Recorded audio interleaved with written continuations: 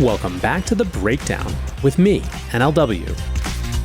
It's a daily podcast on macro, Bitcoin, and the big picture power shifts remaking our world. What's going on, guys? It is Monday, August 26th, and today we are talking about the arrest of Telegram's founder.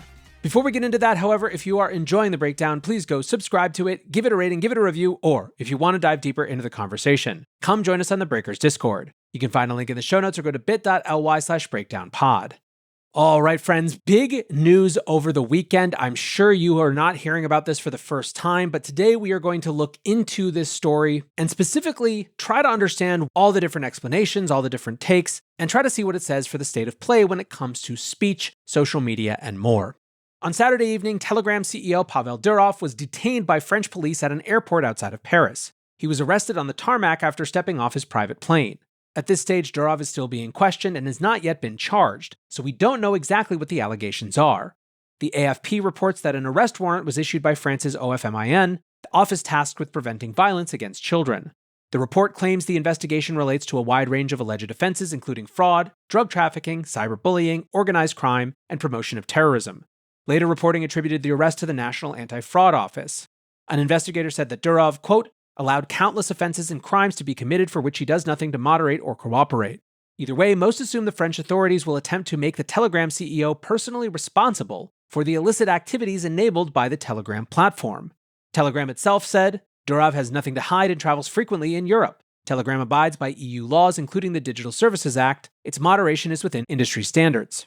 It is absurd to claim that a platform or its owner are responsible for abuse of that platform. Authorities are confused by Durov returning to France knowing there was a warrant out for his arrest. One official source said, quote, perhaps he had a feeling of impunity. As of Sunday night, Durov's interrogation was extended by court order. Authorities have a maximum of 96 hours to question him before a judge will decide whether he should be charged or released. There are a wide range of interpretations for Durov's arrest, ranging from a wholesale crackdown on free speech to much more narrow concerns about specific content and communications. To understand the context properly, it's important to recognize exactly what Telegram is as a platform and how it has evolved over the years.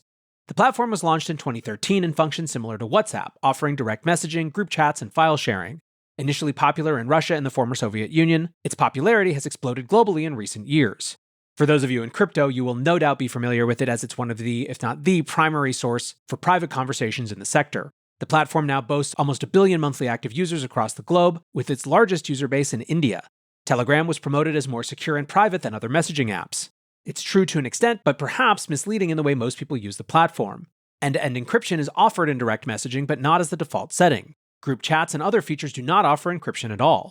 In practice, this means that most communication occurring on Telegram is happening in the clear, and 100% of group conversations are unencrypted. This puts Telegram in contrast with services like Signal, where major trade-offs were made to ensure strong encryption by default. It also means there is often a gap between the privacy assumptions made by users and the reality of the platform. Perhaps a more relevant way of thinking about Telegram then is related to content moderation rather than privacy. The platform is notoriously against censorship of any kind. They have occasionally buckled to public pressure and taken down content related to extremist groups, but generally the bar for removal of content is extremely high, and content moderation is largely absent from the platform. Telegram is also famously resistant to requests from law enforcement.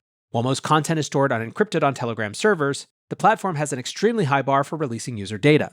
According to their privacy policy, Telegram will only disclose IP addresses and phone numbers if they receive a court order related to a terrorism suspect. They claim this has never happened. More practically, Telegram refuses to participate in the more casual sharing of user data with law enforcement that has become common for Western platforms. Privacy advocates have been raising the alarm about the dangers of using Telegram for years, as most of the traffic was recorded by the company, meaning there was a sense that it was only a matter of time before governments found the required leverage to gain access. So let's now move into discussions about what this might mean. One take is that this is free speech under attack.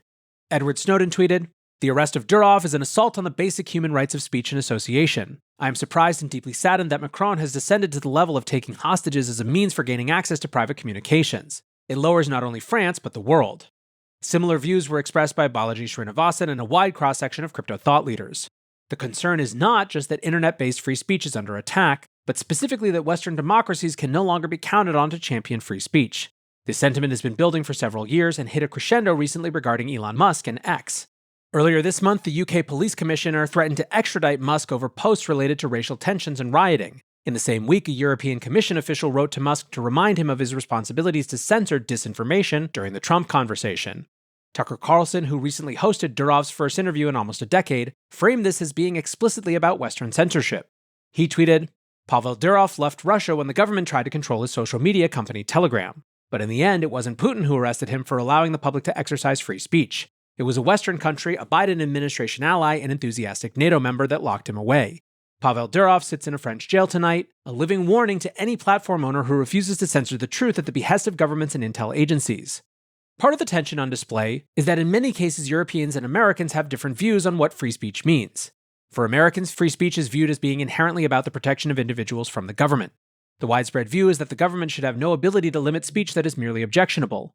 The concept has become muddier over the years, but the guiding principle is that free speech is sacrosanct in US culture. This principle is also the foundation of Section 230 protections, which provides that internet platforms are generally not liable for the conduct of their users.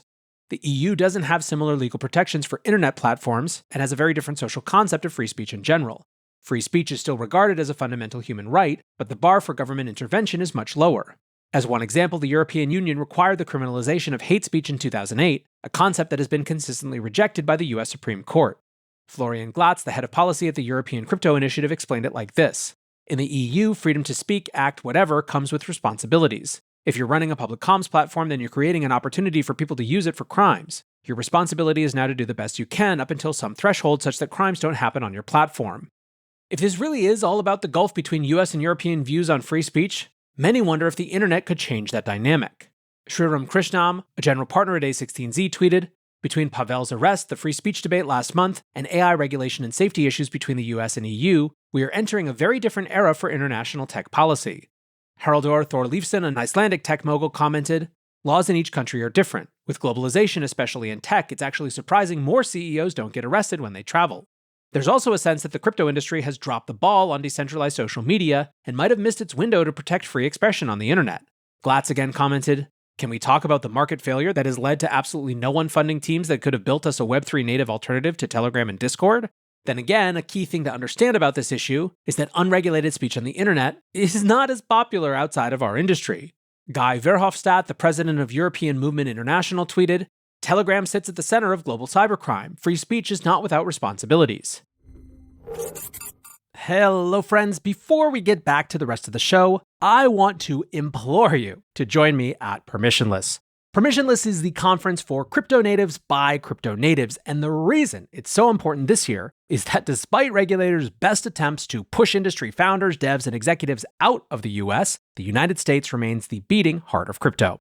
Today, the tide is turning. Policymakers have pivoted from fighting crypto to embracing it. Literally now we are in a major political party's platform, which will lead ultimately to the creation of new financial products, new applications, and ultimately new adoption.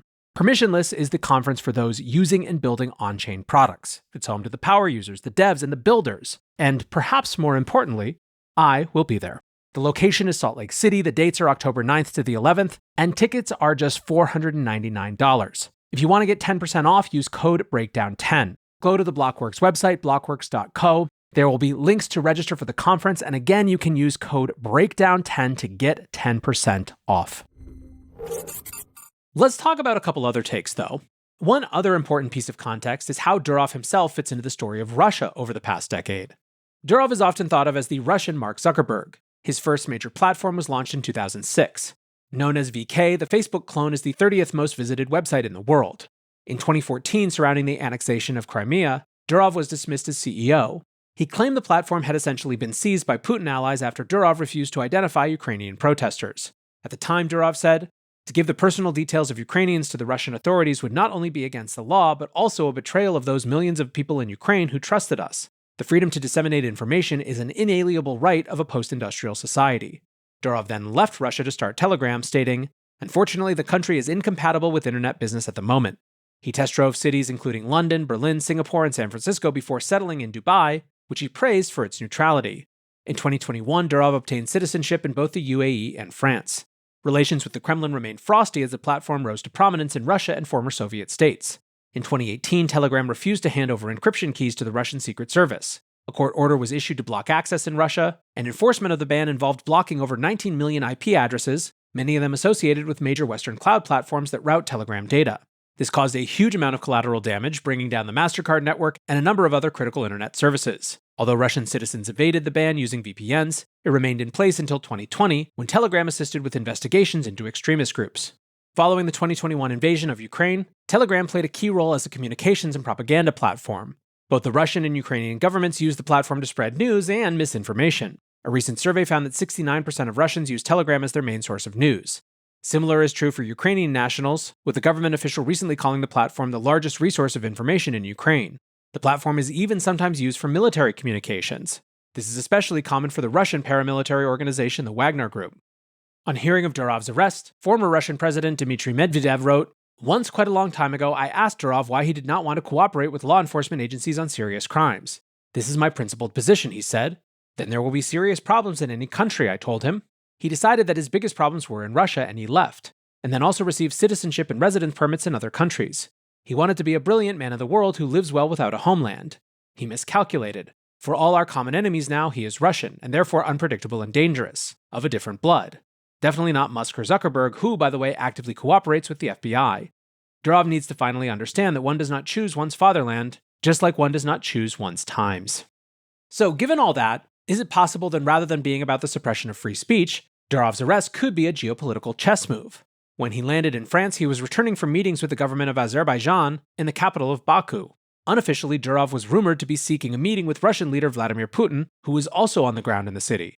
The meeting apparently never took place, but the rumor is still mysterious. Following Ukraine's successful push into Kursk earlier this month, the Kremlin has been limiting access to YouTube and WhatsApp. Owen Matthews, a journalist with The Spectator, wrote, "There is speculation that Durov may have been attempting to persuade Putin to leave Telegram alone, but the Russian leader refused to meet him. The fact that Durov flew from Baku to Paris in his private plane, knowing that the French had a long-standing warrant out for his arrest, is one of the unanswered mysteries of this story. There is some chance, then, that Durov has knowingly turned himself over to the French authorities as a form of defection.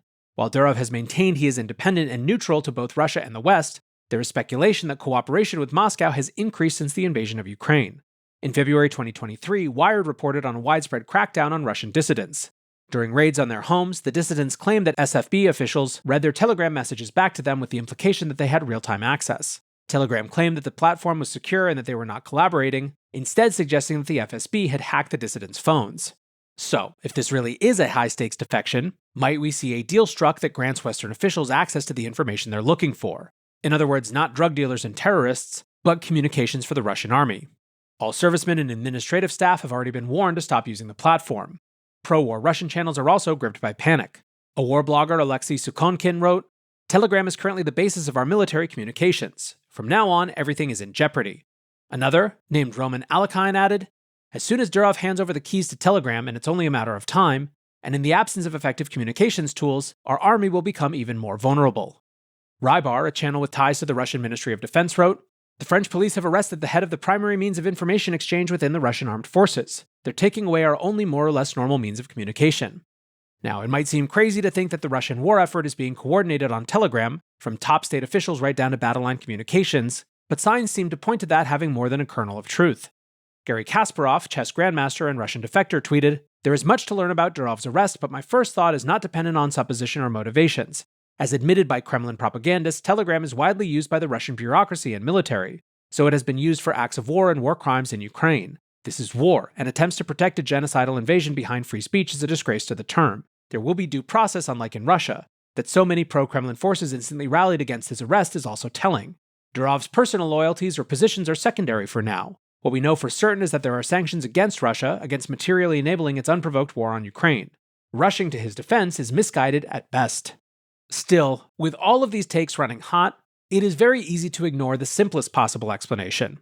In that case, that might be that Telegram refused to abide by content moderation standards, and so beyond the terrorism and the drug trafficking, the drive to arrest Durov could come down to old-fashioned internet privacy.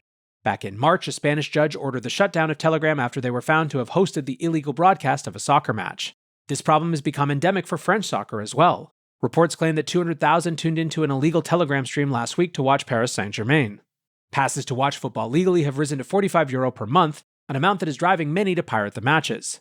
Now, of course, this would be an incredibly mundane reason to shut down an internet platform of this size, but historically we've seen far more platforms shut down for content piracy than anything else. One of the big implications of all of this has to do with liability. Legendary, if eccentric, investor Tim Draper wrote, "This is outrageous, infuriating. Are all great entrepreneurs suddenly responsible for every bad thing anyone has done with their product? This is a dangerous precedent. Is Starbucks responsible for everyone who has done something unlawful after they drink coffee?